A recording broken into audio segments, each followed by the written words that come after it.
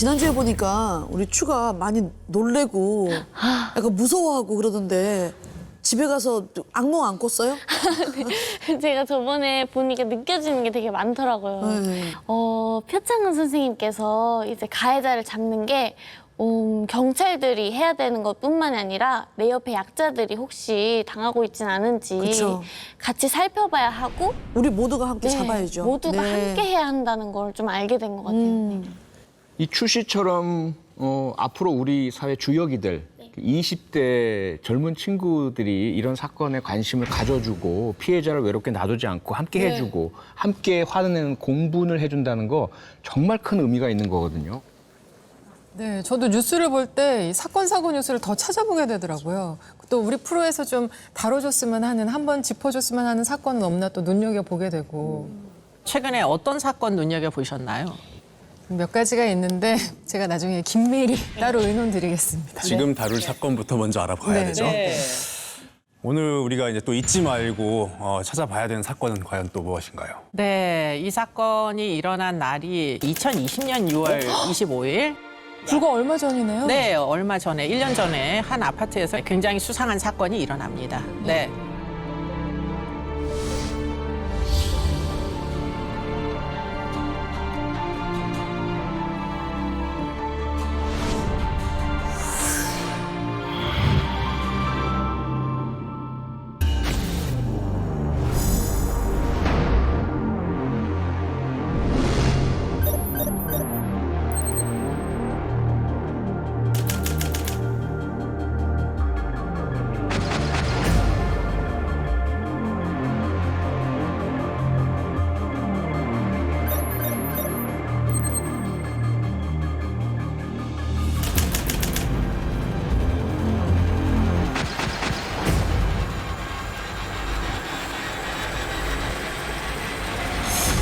이게 무슨 일이야?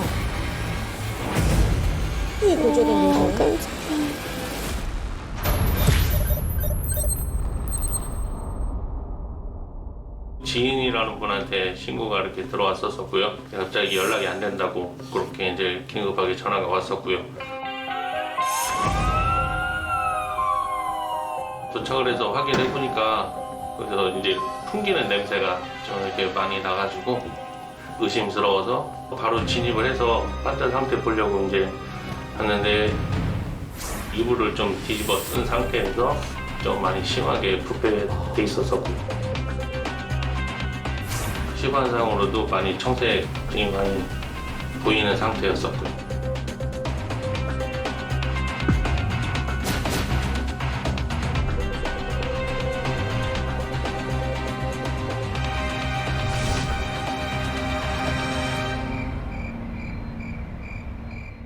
우리가 좀 추리를 좀 해보면 피해자 다 지금 여성 혼자라는 거고 같은 아파트고 심지어 같은 라인이고 범행 시간은 4시간밖에 차이가 나지 않고 같은 사람이 저지른 것 같은데. 이거는 혹시 여성들만 노린 연쇄살인 아닌가요? 2명만 죽여도 연쇄살인이라고 하잖아요. 그렇죠. 가장 먼저 우리가 프로파일링 할 때 네. 제일 먼저 찾는 것이 여러 사건에서 이것이 연쇄냐 아니냐? 피해자들 간의 공통 분모를 찾는 거거든요. 피해자들끼리는 혹시 관계가 없는가? 그쵸. 이것도 한번 봐야 되는 거 아니에요? 그래서 확인을 했는데요. 이 두 여성은 혼자 사는 싱글이라는 사실 말고도 공통점이 어떤 관계가 있었다고 알려지고 있습니다.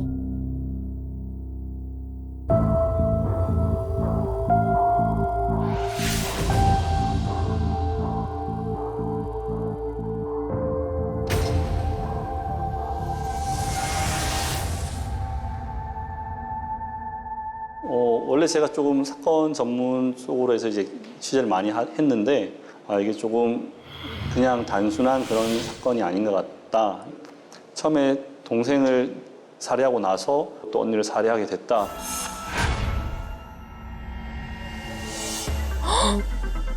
자매예요? 자매였구나. 언니랑 동생이었구나. 친자매. 친한 언니 동생 그것도 아니고 그 친자매라는 거죠?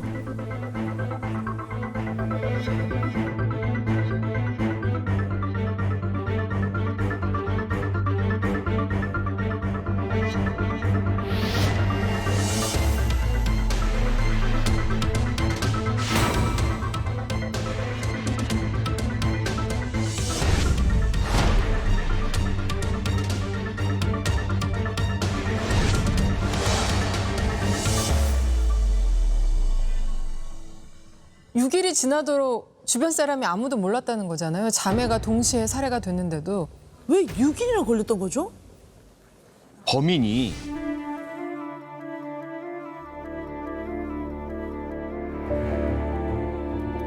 교묘한 수법으로 시간을 벌었어요.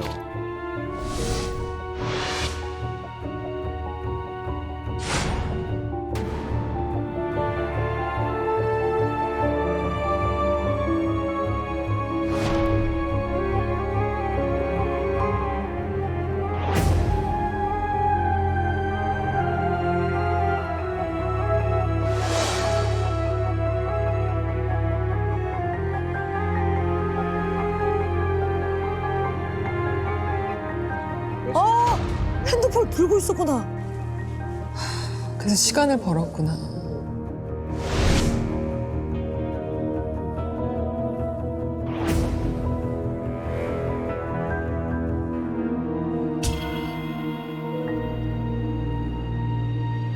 그것 때문에 이게 들통이 난 거죠. 그 가게 비밀번호 알렸던 문자 때문에.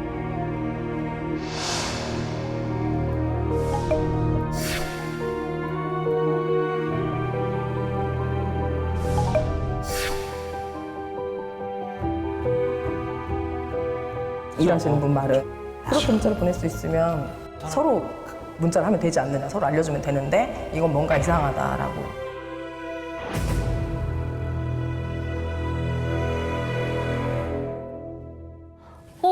범인 누구예요? 오늘 바로 안 알려주시나요, 오늘도? 범인의 정체는 네.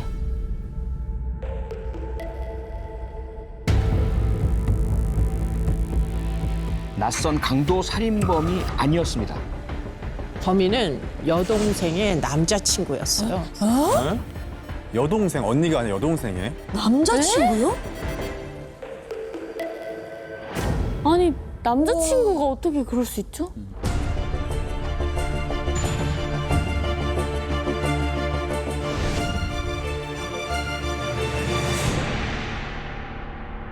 아 근데 요즘 이별 살인 범죄가 사실 좀 많아졌어요. 뉴스에도 지금 많이 나오고 2012년도에 그 사귀던 여자친구가 헤어지자고 해서 그 여자친구 그리고 동생까지 살해했던 사건이 있었습니다. 울산 자매 살인 사건이죠. 헤어지자는 여자친구의 집을 찾아가서 여자친구와 여동생을 흉기로 아주 끔찍하게 살해한 사건이고요.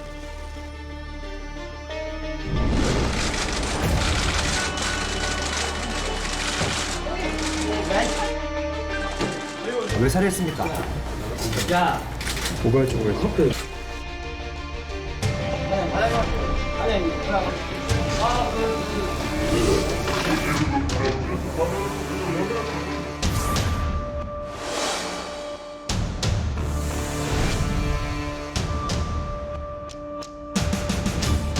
하지만 이 사건의 여동생은 당시 남자친구와 동거하고 있던 중이었고요.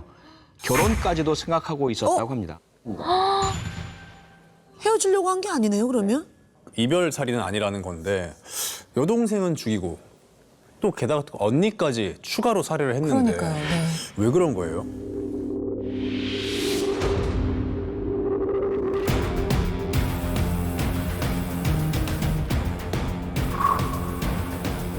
술김에 욱해서 그랬어요.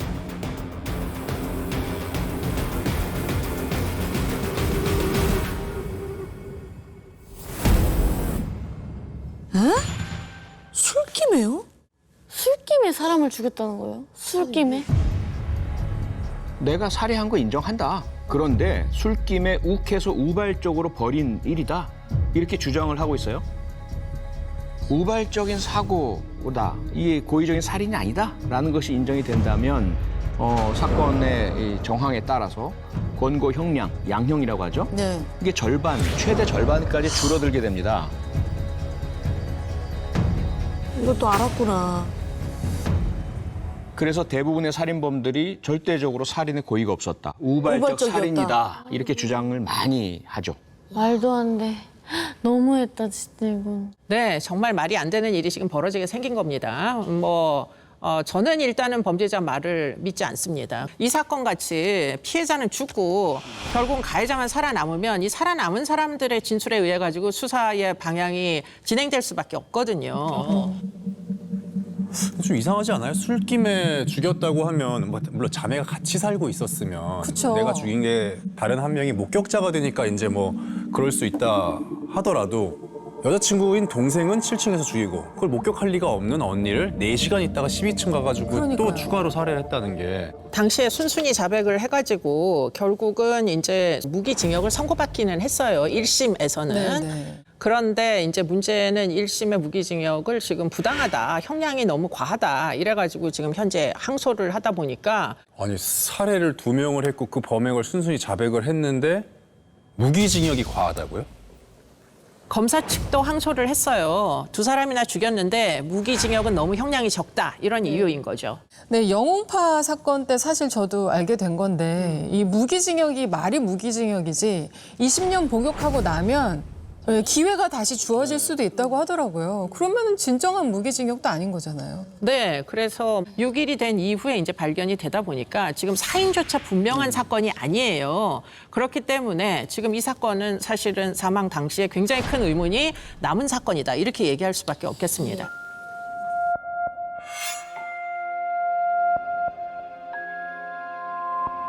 이 사건에 저희들보다도 더 많은 의문을 품고 있는 분이 계신데요.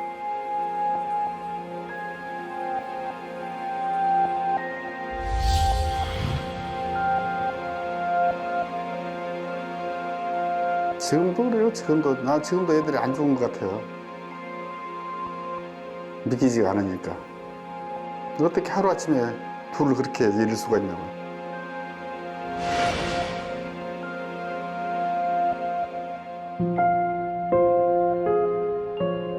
아유, 아버님.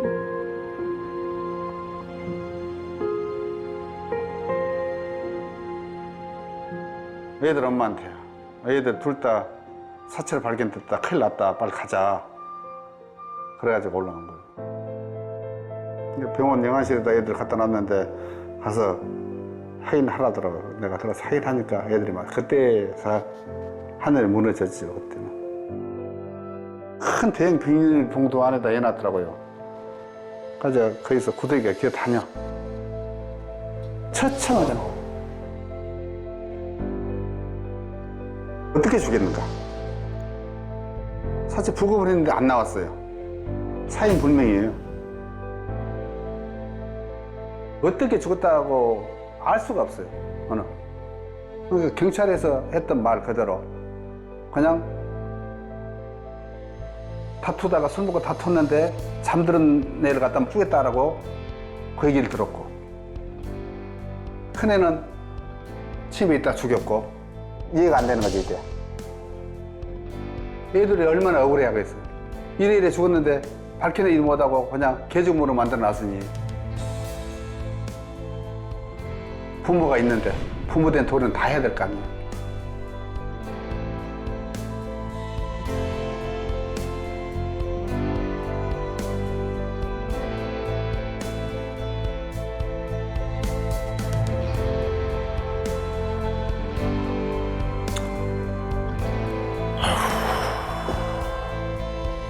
한꺼번에 자식 둘이나 잃은 심정 뭐 감히 상상하기도 어렵습니다. 어떻게 말로 감히 저희가 표현하지 못할 정도의 엄청난 고통이실 것 같은데 억울한 딸들의 죽음을 밝혀내기 위해서라도 사건의 진상을 어떻게든 밝혀내겠다고 하신 아버님의 의지가 너무 공감이 되고요. 저도 부모거든요. 부모 네. 입장에서 저라도 아마 저 아버님과 같은 심경이고 같은 그런 태도이지 않을까 싶은데, 비록 무기징역형 유죄 판결 선고는 받았지만 이 범인이 정말 뉘우치고 있나, 반성하고 있나, 그리고 혹시라도 다시 사회로 복귀한다면 또 다른 피해자가 생기지는 않을 것인가. 그렇죠. 이런 보장이 없다. 네. 이런 생각이 들 수밖에 없잖아요. 아니, 당연하죠. 저도 그런 생각이 들 것 같아요. 예. 이해가 안 가잖아요. 술 마시고 뭐 욱해서 다투다가 사람을 그렇게 쉽게 죽인다? 대체 그날의 진실은 뭘까요? 사건이 벌어진 그날 대체 무슨 일이 있었을까?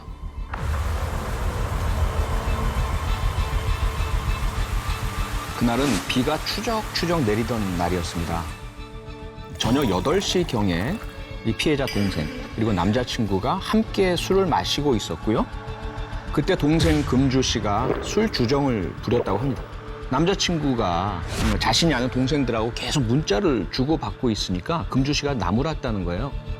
그때 이제 범인이 순간적으로 격분을 해서 살해하기로 마음을 먹었다고 합니다. 아니 말이 안 되는 게 문자 주고받는 거 갖고 뭐라고 좀 했다고 그거 갖고 사람을 죽이겠다는 마음을 먹었다는 거예요? 살해를 했다고요? 살해를? 말도 안 되는 것 같아요. 네, 범인 진술에 의하면 그렇다는 거고 피해자들은 사망했기 때문에 일방적으로 범인 진술만 남아있는 거죠. 밤 10시 30분 여동생이 이제 만취해서 잠에 들었고요. 그렇게 잠에 든 것을 확인하고 이 범인이 여성의 배 위로 올라가서 힘껏 목을 졸라서 살해를 했다고 자백을 했어요.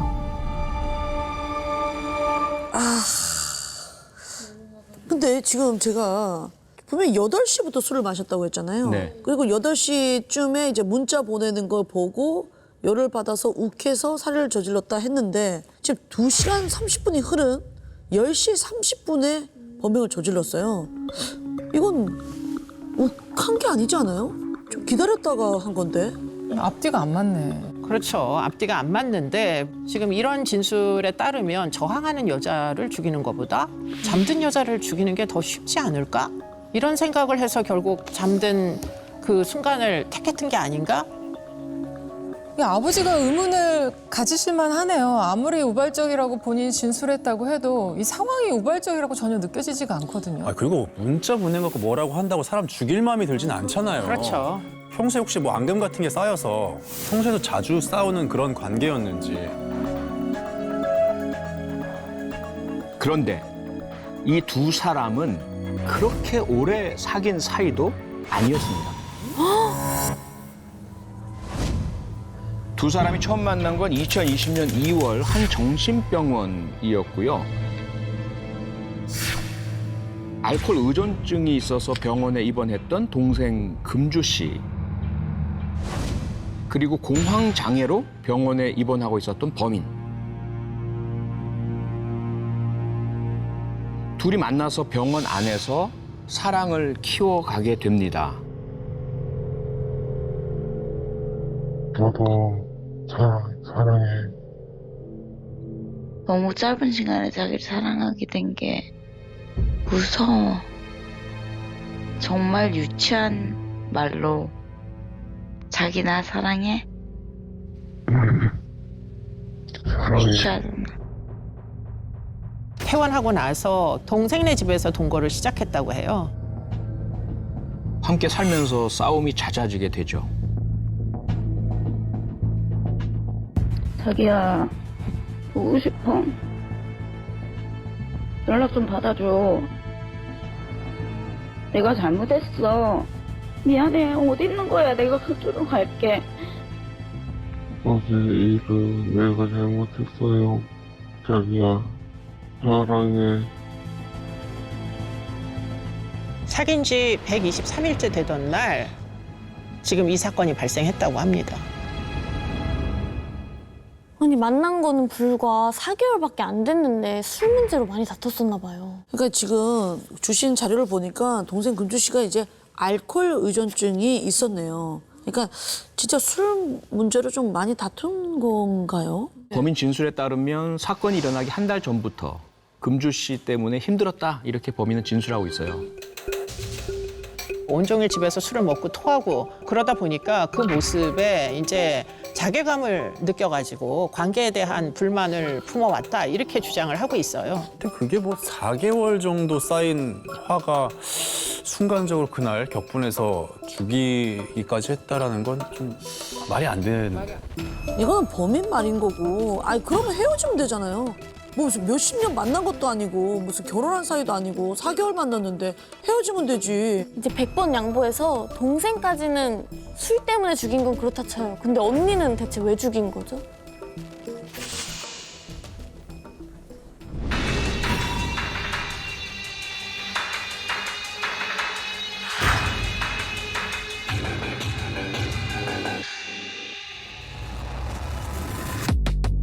제가 누군지 알고 있잖아요.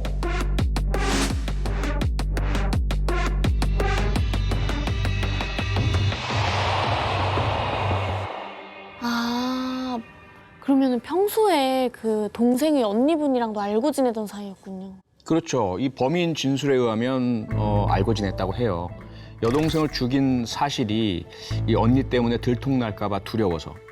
그리고 이 도망가야 되니까 도피 자금이 필요하잖아요. 그래서 도피 자금도 확보할 겸 언니를 죽이기로 마음먹었다 이렇게 진술을 했습니다.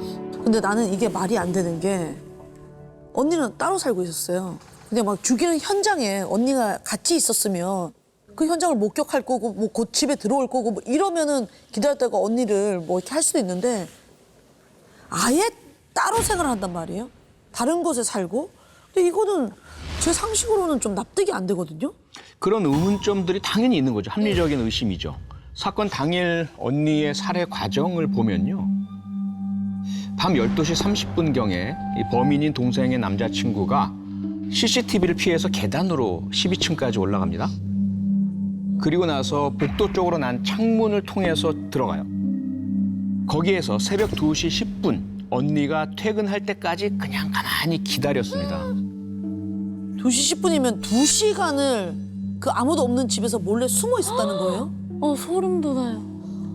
언니가 퇴근 후에 아무도 없는 줄 알고 집으로 갔겠죠? 그리고는 샤워실을 들어가서 샤워를 했다 그래요. 샤워를 하고 나온 다음에 나체 상태로 있는 언니를 목 졸라서 살해했다. 이런 이제 내용입니다. 그 좀 말이 안 되는데요? 그 언니를 진짜 목숨을 노렸다면 언니가 집에 들어오자마자 바로 기습을 했을 텐데 혹시 무슨 언니를 어떻게 해보려고 했다거나 뭐 그런 속셈이 있었던 걸까요? 근데 이제 문제는 안타깝게도 그 부분이 확인이 안 돼요. 부검이라도 사실 제대로 했었으면 좋았을 텐데 사인 불명이다라는 겁니다. 너무 부패가 진행이 많이 돼가지고 부검을 해서도 지금 정확하게 알 수 있는 사인, 예컨대 뭐 성폭력의 흔적이 있었는지 이런 것들을 확인할 수는 없었다고 지금 알려져 있죠. 근데 이제 범인도 잡히고 범행 동기도 들었는데 뭔가 시원하지가 않아요. 뒤에 뭔가가 이면에 뭔가 있을 것 같은 느낌이 있거든요. 네, 저희도 이 사건을 봤을 때 아버님하고 같은 또 김숙 씨하고 같은 의문이 들었습니다. 첫째, 술김이 욱해서 작은 딸을 죽였다면서 왜 바로가 아니라 잘 때까지 기다렸을까? 그거 이상하죠. 그렇죠. 둘째, 언니는 도대체 왜 죽였을까? 범행을 들킬까 봐? 상식적으로는 그냥 그대로 도망가는 게 먼저죠. 네네. 셋째, 언니는 도대체 왜 나체 상태로 살해당했을까? 근데 너무 답답하고 막 너무 억울하고 막 너무 지금 짜증이 나는데 뭐 증거나 뭐 단서 이런 게 진짜 없습니까? 그걸 네. 이번에 저희 제작진과 함께 찾아냈습니다. 찾아냈다고요? 뭐예요? 바로 이건데요. 이게 자매가 사용하던 휴대폰이에요. 실제 쓰던. 네, 유품으로 아버지가 받으시고 보관하고 계시던 겁니다. 실물 그대로입니다. 근데 여기 안에 우리 제작진이랑 다 같이 지금 단서, 증거가 여기 들어 있습니까? 그렇죠. 그런데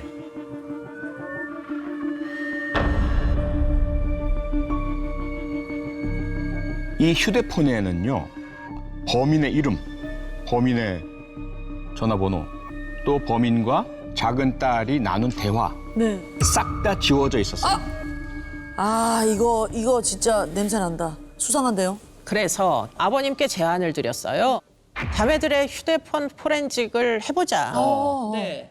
유가족일 경우에는 합법적으로 이제 모두 가족이니까 휴대폰을 다 가지고 와서 포렌직을 해볼 수 있거든요.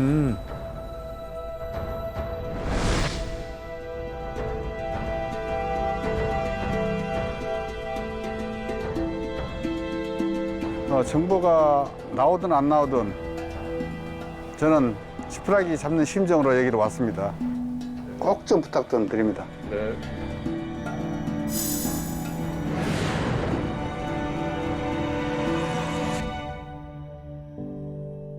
안 그래도 오늘 생사 여부를 알려드리려고 전화를 한번 해보려고 했는데 아빠가 답이 왔네요. 내가 너희한테 차 줘버려 저거. 아 그럼 줘 주시면 안 되겠습니까 아버지? 안 된다. 너는 단호하게 안 된다. 너 술 네? 끊어 무슨 이게 6월 25일 사고 나는 날 그날 창원 내려가면서 애들이 도왔길래 지방 머리 다니면 아빠 피곤하니까 힘들면 그만 두라고. 지가 먹여 살 테니까.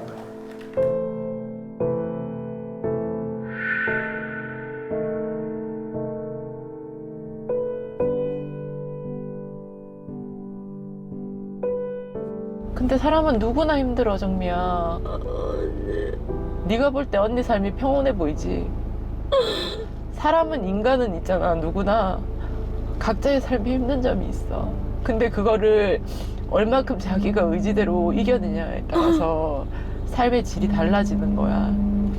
그 힘든 부분을 어떻게 잘 이기냐에 따라서 삶의 질이 달라지는 거라고. 언니 미안해. 아버지 미안해. 잘 살아야지. 예쁘잖아. 너 마냥 예쁘잖아.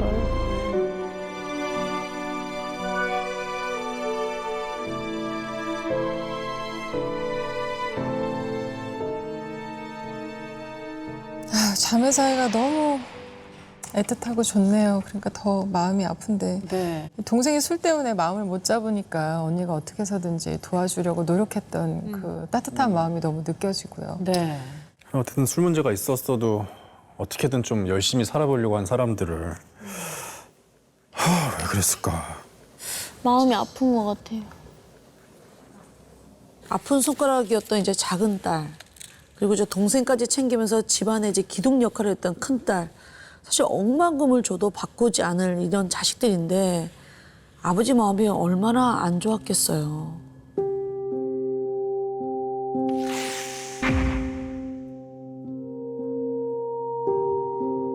밥 사달라고 전화가 왔어요. 아빠 내려갈게 있어봐라 했더만은 걔를 들고 나왔더라고요. 걔 누구냐고 내가 언니한테 물어봤어요. 승미 남친이래요 아빠. 그래. 그냥 밥 먹고 밥 사주고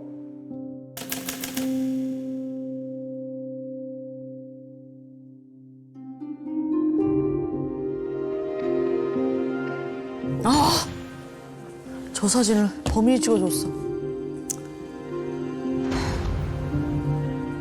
그때 내가 저놈을 보냈어야 되는데 내가 못 보낸 게 미안하다. 내 탓도 아닌데 죄인이잖아요. 못 지켜줬으니까. 더 행복하게 살아야 되는데.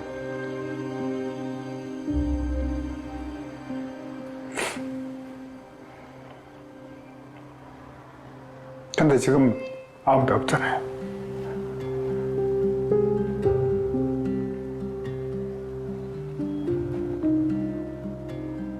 오롯이 혼자라고 생각할 때 많이 힘들더라고요.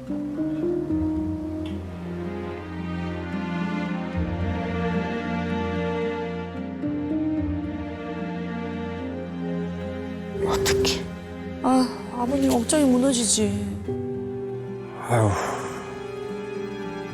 많이 보고 싶다 내 딸들. 내 딸들 잘 지내지? 너희들 사건 마무리되면 나도 더 이상 버티기가 힘들 것 같네. 삶에 이욕이 없어. 남들은 주말을 즐기는데 내 딸들 어디 갔는지 소식이 없네. 생일 축하한다. 혼자 있으니 너무 슬프네. 정말 생각나서 미치겠다 내 새끼들. 최근까지도 이렇게 계속 보내고 계신가 봐요. 어떡해요.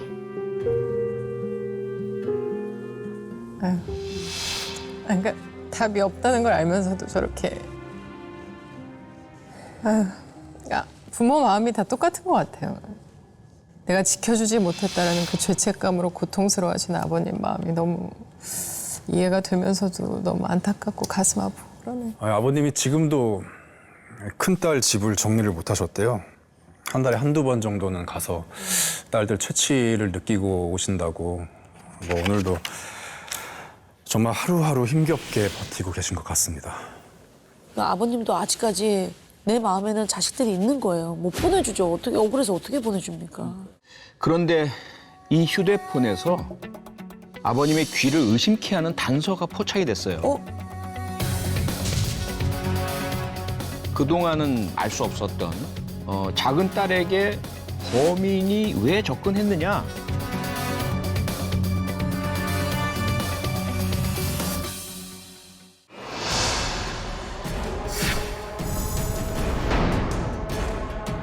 동생을 살해하고 나서 또 언니를 살해하게 됐다. 어떻게 죽었다고 알 수가 없어요. 이해가 안 되는 거지, 이게.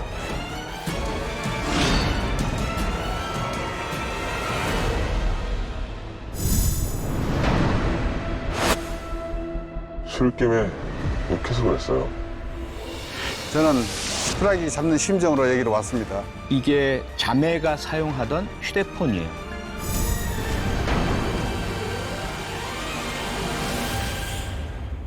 문자 중에 아버님 귀를 의심하는 단서가 포착이 됐어요. 네.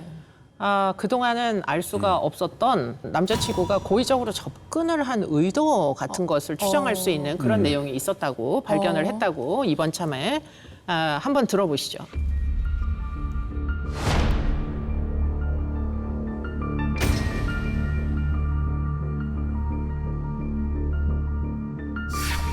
그냥 전화면 덜기도 올라갈 거야. 그냥 부산에서 자리 잡고 있어. 가. 싫어져. 처음에 난 그 생각을 했지. 자기랑 단길을 가면 자기 언니 가게에서 파트타임 일하면서 그렇게 했을까 생각하고 있었거든. 나는 부산이 좋다. 부산에 있고 싶다.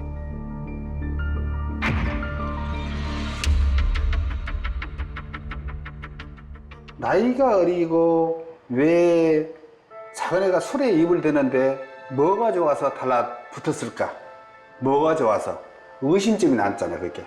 범행 대상을 우리 작은 애라 타겟을 삼았지 않겠느냐. 와서 보니까 언니가 참 당진에서 그런 대로 좀 잘 나가고 있더라. 생각이 달릴 거 아니에요. 장사도 잘 되고. 자, 차도 벤츠도 한 달 전에 새 차를 뺐어요. 장사 매상 하루 100만 원씩 이상 오르지. 뭐 보니 백도 명품백에다가 들어 다니니까 금품을 노렸지 않냐.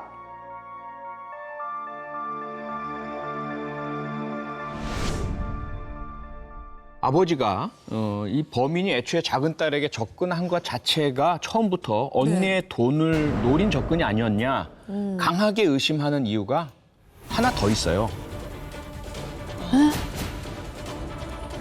재판 과정에서 밝혀진 사실인데요. 범인에게 범죄 전과가 있습니다. 전과요? 어떤 전과죠? 2009년부터 2018년까지 절도죄로만 총 3번. 그런데 범행 직후에 범인이 보인 행동을 보면 아버지의 의심을 더욱 커지게 만들게 됩니다. 범행 직후 무슨 행동을 했는데요? 이 디지털 포렌식을 한 휴대폰에서 발견된 사실인데요. 범인이 여동생을 살해한 후에 휴대폰으로 뭔가 검색을 했습니다. 네? 뭐예요? 바로 언니가 몰던 외제차를 검색한 거예요. 에? 아니 언니 외제차를 왜 아니 검색했죠? 그러니까 그것도 심지어 언니를 죽이기 전에 차를 검색을 했다고요? 동생을 살해하고 나서. 살해하고 나서 언니를 죽이기 전 그 사이에 언니 차를 검색했다고요? 네.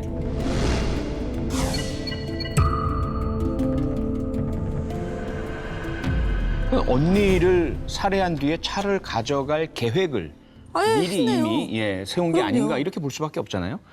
자매를 살해한 이후에 실제로 범인이 언니의 이 새 외제차를 몰고 도주를 했습니다. 근데 심지어 당시에 이 언니가 착용하고 있던 금목걸이, 금팔찌, 그리고 집안을 다 뒤져요. 다 뒤져서 명품 지갑, 명품 가방, 돈 되는 건 다 챙깁니다. 설령 동생을 살해한 건 우발적이다. 아주 극단적으로 가정을 한다 하더라도 최소한 언니에 대해서는 계획적으로 살인을 한 것이다. 이렇게 봐야 하는 거죠.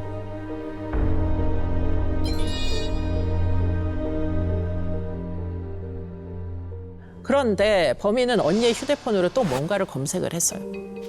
또 뭐를 검색? 이번엔 뭘요? 울산으로 도주를 했는데요. 그런데 울산에는 단란주점이 어디 있는지 단란주점 가격표까지 얼마인지 검색을 했다고 알려지고 있습니다.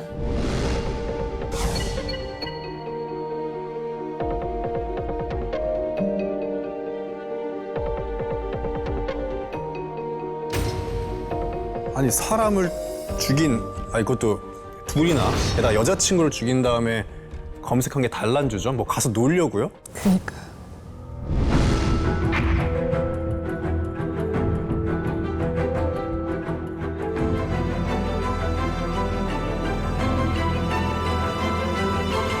화날 일은 여기에 하나 더 있습니다.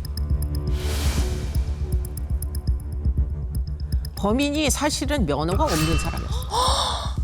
무면허 운전으로 울산까지 간 거예요? 네, 무면허 운전으로 그 벤츠가 탐나가지고 벤츠를 끌고 이제 도주를 했는데 그러다 보니까 운전을 잘 할 수 없었겠죠. 그래서 어떻게 됐느냐, 운전을 하다가 주택가 골목길에서 사고를 해요.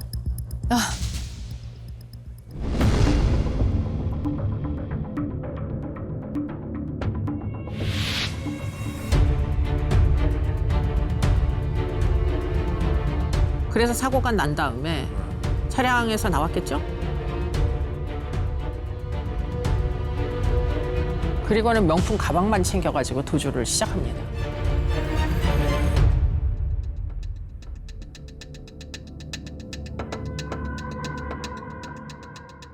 그런데 더 천인공노할 일이 이제 알려지게 됐는데 그 명품 가방은 어디로 갔을까요? 어디로 갔어요? 결국은 울산에 사는 옛날 애인한테 그걸 선물로 줬답니다. 옛날 애인? 옛날 애인을 찾아간 거예요? 네, 울산으로 간 이유가 바로 그거죠. 네. 진짜 어이가 없다. 잠깐만. 아니 이 사람 울산에 가서 그렇게 아까 인출한 언니 돈의 대부분을 유흥비로 탕진을 했다고 합니다. 또 울산 어느 바에 가서는 여자 만나서 또 비싼 술을 사기로 했다고 하고요.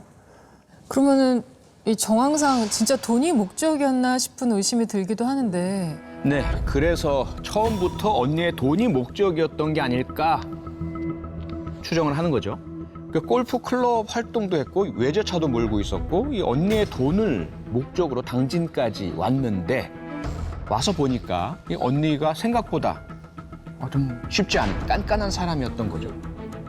막 뭐 동생 남자친구라고 해서 편의를 봐주거나 취직을 시켜주거나 그러지 않았나 보네요. 그러지 않았다고 합니다. 그러면서 심지어는 동생에게도 이 언니는 자기 가게의 비밀번호를 알려주지 않는 사람이었대요. 그러니까 금전과 연관해서는 굉장히 철저했던 것으로 보입니다. 네.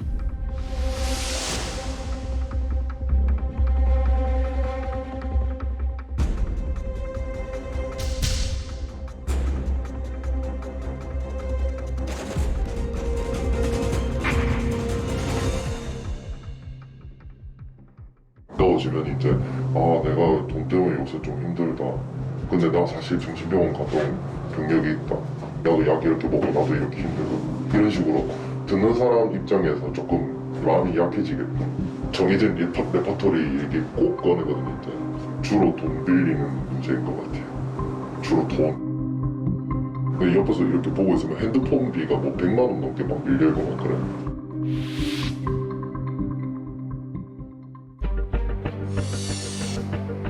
이 돈을 벌면 주로 어디다 썼어요? 다도 술이에요, 술. 그러니까 하루 일당을 뭐 10만 원을 받았다면은 그 돈 다 쓸 때까지 술 먹어요. 그러고 지나고 나서 당진 그 사건 있잖아요. 아마 그쯤에 폭행죄 벌금 고지서가 날라오더라고요. 폭력으로 나온 벌금이 250만 원 나왔더라고요. 지인들 얘기를 들어보니까 늘 돈이 궁했네요. 그래서 일당을 뭐 하루 벌어서 하루 다 쓰거나 그러니까 또 돈이 들어오면 유흥비로 그냥 돈을 다 써버리고 항상 돈이 없었어요. 이 범인이 애초에 돈을 목적으로 접근을 했다 뭐 이렇게 보세요? 그랬을 개연성도 한편으로는 있지만 사실은 애당초에 그러면 동생을 진심으로 사랑했을까? 이게 이제 문제인 거잖아요. 그렇죠. 네.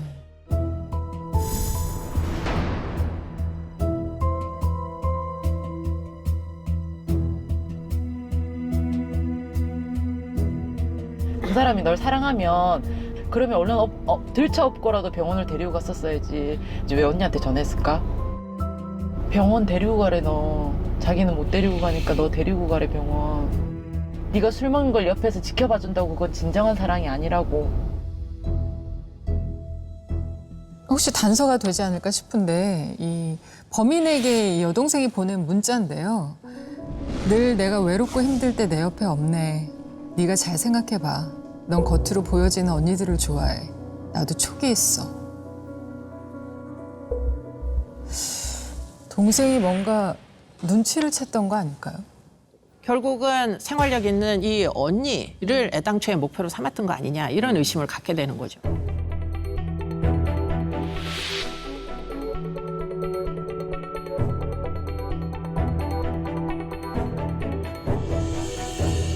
혹은 또 언니가 왜 또 나체로 발견됐는지 그게 참 풀리지가 않습니다. 그러니까 아까부터 이상했던 게 언니를 2시간 동안 집에서 기다렸잖아요. 근데 바로 언니한테 뭐 기습을 하거나 공격을 한 게 아니라 샤워를 할 때까지 기다렸다가 몸이 나체인 순간에 공격을 했단 말이에요. 이거 뭐 충분히 성폭행을 했다는 가능성도 의심해 볼 만하지 않을까요? 근데 당시에 이제 수사기관에서는 이 부분에 대하여 결국 피고인으로부터 뭐 어떤 진술도 받아내지 못하다 보니까 지금 재판 기록이나 수사 기록에서 강간 미수라는 죄명은 어디서도 발견되기가 어렵습니다. 그런데 좀 이상한 게 만약에 이제 1차적으로 언니를 죽이러 그 집에 들어갔다라고 가정을 해보자고요. 그러면 집안에 일단 창문으로 들어갔으니까 기다리다가 문을 열고 들어오면 목을 졸라서 살해한다. 가능성이 있죠. 그러면 시신이 어디서 발견돼야 됩니까? 마루에서 발견돼야 되겠죠. 현관이나. 네. 그런데 일단 시신은 안방의 침대 위에 벌거벗은 채 발견이 됐어요. 그런데 문제는 침대가 비교적 깨끗하죠. 정돈이 딱 돼 있었어요. 네. 반항한 흔적, 움직인 흔적이 그렇죠. 없었어요. 그러니까 아마도 샤워하고 나와가지고 누군가 남자가 그것도 동생의 남자친구가 서성이고 있으면 굉장히 강력하게 저항하지 않았을까요? 그럼 침대가 엉망이 됐어야 될 텐데. 네. 그러니까 다른 데서 살해를 하고 옮겨놨거나. 그렇죠. 네. 그러니까 우리가 지금 알고 있는 피고인의 진술만으로 구성된 사건의 진실 외에 지금 이 포렌식 결과나 이런 것들 참조해 보면 뭔가 다른 부가적인 사유가 있었던 거 아니냐. 범행 동기가 지금 수사가 좀 불충분하게 된 거 아니냐 이런 생각을 하게 됩니다. 근데 저는 생각이 좀 다릅니다. 다른 시각으로 좀 보는데요. 언니의 죽음 이와 관련해서 여죄의 가능성 있죠. 하지만 언니를 살해한 것이 성 때문이다. 이 범인의 목적이 성이다. 이렇게는 생각하지 않아요. 언니와 동생은 따로 살고 있었기 때문에 예를 들어 언니를 성폭행하려고 했다면 언니에게 먼저 성폭행을 저지르고 뭐 살해하든지 그 다음에 동생을 살해하는 것이 순서였겠죠. 그러면 이제 범인이 진술한 대로 약간 도피 자금을 마련하기 위해서 언니를 나중에 죽였다에 좀 의견이 가시는 건가요? 제 생각에는요. 동기는 돈이었을지 모르겠지만 결국 살인 자체가 목적이었다라고 생각합니다. 살인 자체가 목적이었다고요? 유영철, 정남규, 강호순 이 대부분의 연쇄살인범들이 출발은 자범에서 시작을 했습니다. 대부분 절도라든지. 그리고 나서 범행이 진화하거든요. 어느 순간에 무시무시한 괴물로 변화하게 되죠. 그러면 이 범인이 만약에 빨리 안 잡혔으면 연쇄살인범이 됐을 가능성도 있다라는 말씀이신가요? 저는 아마도 이 범인이 더 늦게 잡혔다면 추가적인 살인을 하는 연쇄살인범이 됐을 가능성이 충분히 있다라고 생각을 합니다.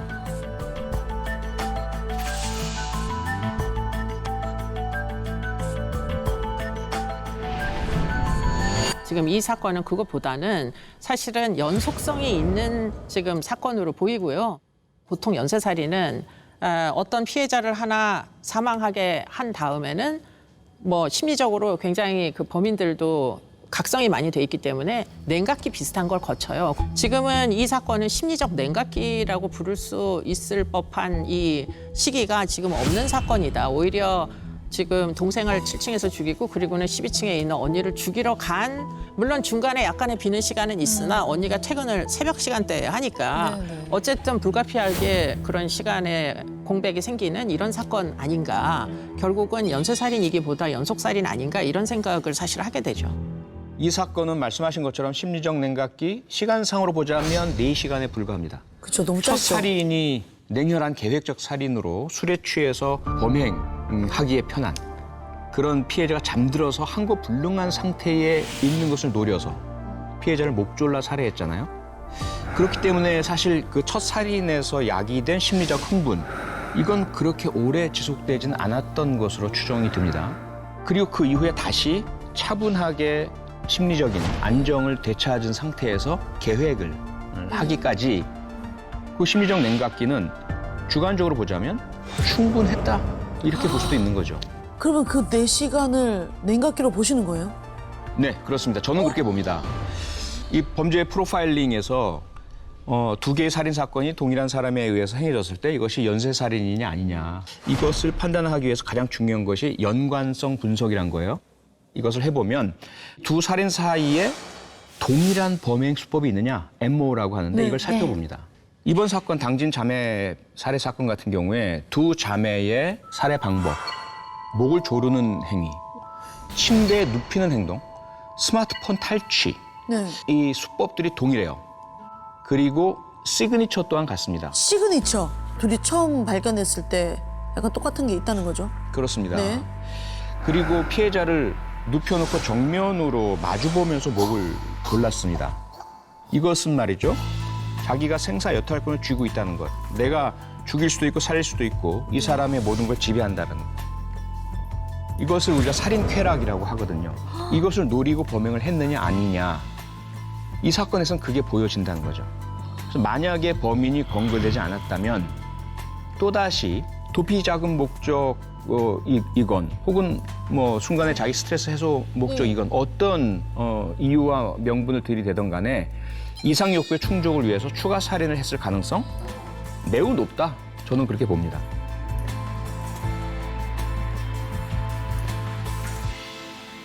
제가 생각할 때는 이 범인 같은 경우에 이 사람이 너무 많은 자범을 하는 이런 이제 그 전력 같은 것들을 보면 연쇄 살인을 저지를 수가 있는 사람 같지는 않아요. 연쇄 살인 같은 경우에는 이 일종의 안전지대 같은 게 있어요. 비밀 안전지대 같은 게. 근데 이 사람은 사실은 그런 장소가 딱히 있었던 건 또 아니다 보니까 절도전과 위주였기 때문에 결국은 뭐 계속 이 절도 범죄를 하기 위해서 울산까지 가서 또 유흥주점에서 돈을 쓰다가 결국 절도를 또 하는 이런 패턴이 아니었을까 이렇게 예상을 해보는 거죠. 앞서도 말씀드렸지만 자범이 연쇄살인범으로 변화하는 경우 무척 많이 발생을 하고 있습니다. 만약 당진 자매를 살인한 이후에 금품 탈취까지 성공적으로 끝났다면 이러한 유사한 방식이 쉽네? 효과적이네? 라는 것을 발견하고 느꼈을 거예요. 그랬다면 아마 부산 경남 일대에서 유사한 강도 살인 사건을 저질렀던 정두영이라는 연쇄살인범이 있어요. 네네네. 이 정두영 유형의 연쇄살인범이 되었을 가능성 상당히 높다고 볼 수 있죠. 도대체 이 범인이 어떤 사람인지 알면 어느 쪽인지 저희도 가늠을 할 수 있을 것 같은데. 그래서 피해자 아버님과 함께 범인의 과거 행적을 알 만한 사람들을 수소문해봤죠.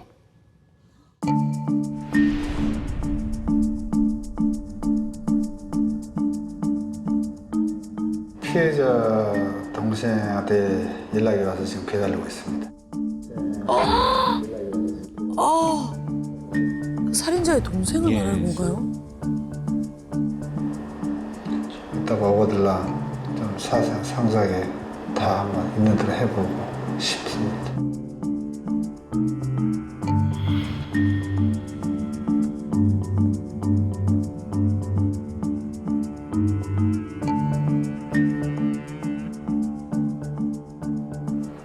결국은 친형이 사고 쳤다 해도 항상 죄송스러워가지고. 죄는 형이 저질렀지 저지른 건 아니잖아요. 그렇죠? 탓하는 게 아니고 우리 심정이 이렇다. 마음 먹기 쉽진 않으셨을 것 같아요. 놀라운 용기죠. 네. 사실 뭐 동생 같은 경우는 사건이 발생한 직후부터 사과하고 싶어서 아버지께 연락을 했었다고 합니다.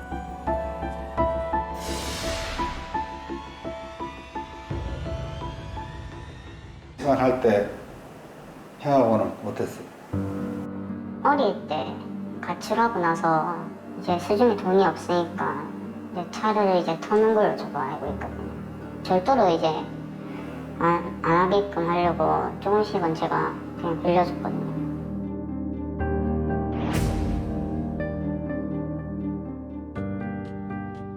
공황장애하고 뭐 심신미약을 법원에서 주장을 했는데 네. 그럴 만한 형이 병을 갖고 있었어요? 저는 아니라고 생각하거든요. 거짓말이다. 네, 이제 폭행 사건 무마하려고 이제 그냥 자살 기도를 이제 하는 것 같아요.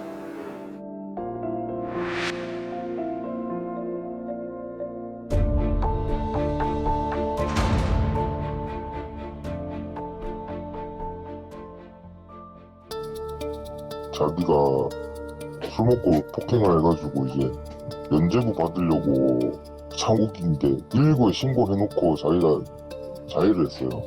손목을 껐는데 그냥 생채기 정도였는데 이걸 뭐 자살한다고 119에 신고를 했나봐요. 교도소에 있을 때 알던 사람이 있나봐요.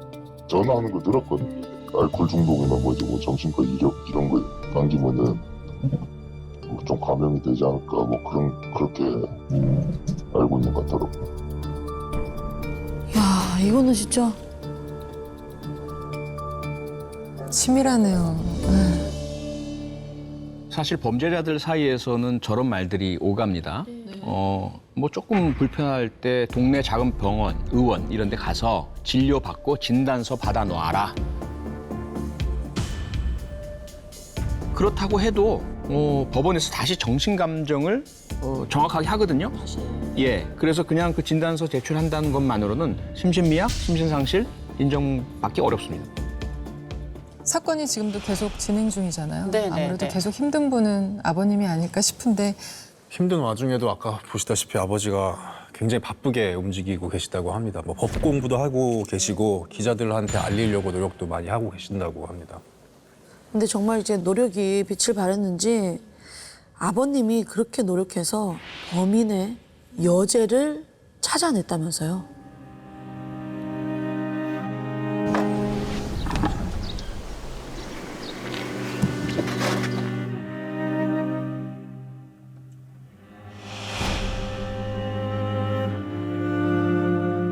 사건이 또 끝나지가 않았잖아요. 이 안에 또 증거 자료가 있을지도 모르겠고 또 개인적으로 한번 알아보고 싶은 게 있어서 들고 다니고 있어요. 지금.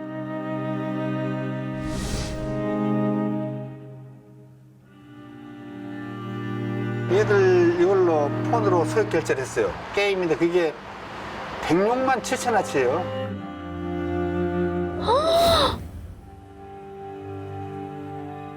악마다, 악마. 소액 결제 그것도 제가 밝혀냈기에 망정이지 안 밝혀냈으면 영원히 묻혀갔잖아요. 그게 지능범죄인데 그게 그걸로 해서 또 2년 징역형을 또 따로 받았잖아요.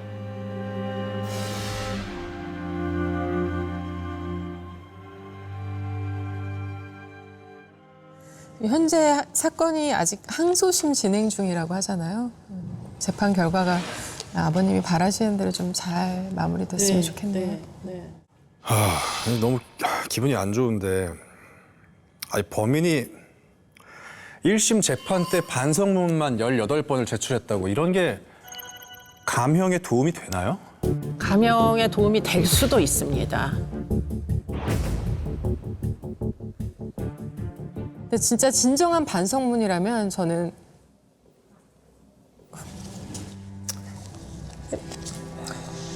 피해자나 피해자 가족한테 쓰는 게 진짜 반성문이라고 생각하는데 그렇죠. 네. 아버님은 범인으로부터 죄송하다란 말을 단 한 번도 들어본 적이 없다고 하더라고요. 만약에 지금 뭐 이렇게 반성문을 쓰면서 또 우발적인 살인이었다고 주장하고 있으니까 이런 것들이 받아들여지면 현저히 형이 감경될 수도 있기 때문에 여러분들이 꼭 관심을 가지시고 지금 이 안타까운 두 딸의 아버지를 좀 계속 심리적으로 좀 지지를 해주시고요. 대체 왜 범인이 자매를 살해한 건지 이 사건의 진실이 꼭 밝혀지길 바랍니다. 기대를 해봅니다. 네.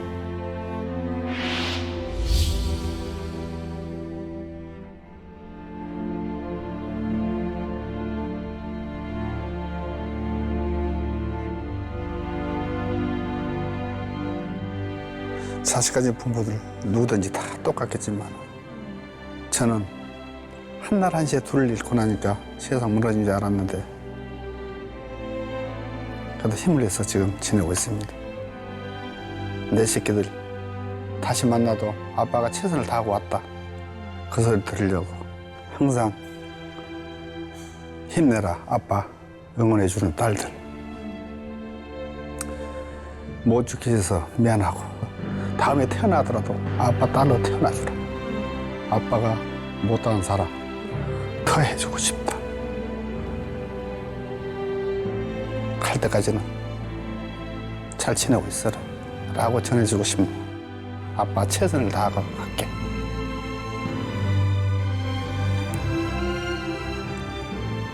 사랑한다 내 딸들. 그리고 많이 보고 싶다. 너무 많이.